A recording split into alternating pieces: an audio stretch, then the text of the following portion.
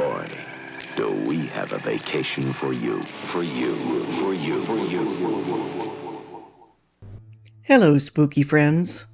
Can old movies be scary? The monsters that terrified the audiences of the 1930s seem hopelessly goofy now, though don't get me wrong, I still love them. In 1977, Darth Vader scared the hooey out of me. Now he's no more menacing than Hello Kitty. But there are some movies, like Val Lewton's Cat People, that artfully apply a sense of danger and suspense that is timeless. Here are 3 movies from the year 1973 that actually scared me then and still spook me now.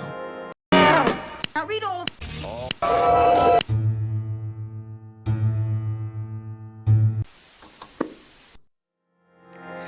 Don't be afraid of the dark. Don't open that old fireplace. It's sealed for a reason. Ah, crap. You unsealed it, didn't you? Weird little goblins, and props to the designer, have been waiting for someone to free them for years. When Sally and her husband move in, they're sure she's the one. They're going to take her and make her one of them. Full of creepiness and gaslighting, Don't Be Afraid of the Dark freaked me out enough that I never rewatched it until researching this video, and I still haven't watched the Guillermo del Toro remake. I thought when I watched it this time it would just be silly. Nope, it's still got it. Now normally I'm a fan of keeping the monster unseen at least for a while, but having these little creeps front and center really works. The design is iconic. Tiny nightmare fuel cone heads. You would think the mask with the mouth that doesn't open would look stupid, but it just makes them freakier. The scene that really gets me, and stuck with me all my life, is at the end, with Sally in ropes, as the goblins drag her to her doom, bit by bit. And you can bet I will never unseal an old fireplace. Number 2. The Night Strangler.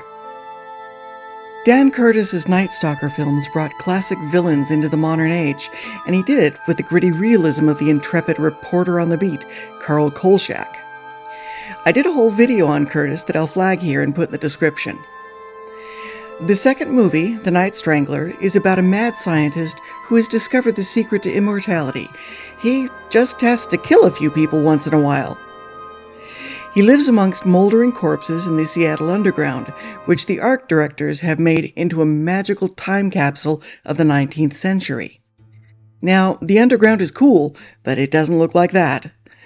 The movie is less about a scary moment, though there are plenty, than an incredibly spooky atmosphere. There are great bits, both light and dark, and Carl Kolchak will forever be my number 1 TV boyfriend. Number 3. Westworld. When most people think of the intersection between horror and science fiction, they think of Alien. I think of Westworld. Yul Brynner, as the gunslinger, might be the single most frightening cinematic character ever conceived, and he informed decades of creators afterwards. He is relentless and cannot be reasoned with. Just when you think you're safe, he's behind you. Always there, determined to end you. Sound familiar? It's something that's been done dozens of times since then, and probably many before, but the sheer dread this movie creates is exquisite.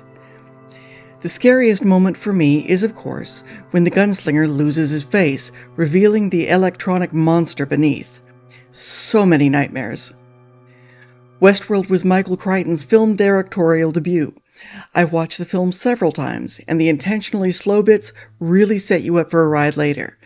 It's beautifully written, directed, and acted, and speaks to so many issues that it can't be boiled down to one. But that's not the point. The point is that it's flippin' frightening. What's your scariest 70s movie? I think as horror fans we become so jaded that the older stuff can lose its ability to frighten us, but some movies are scary forever. Thank you, spooky friends. I love you to death. Good night.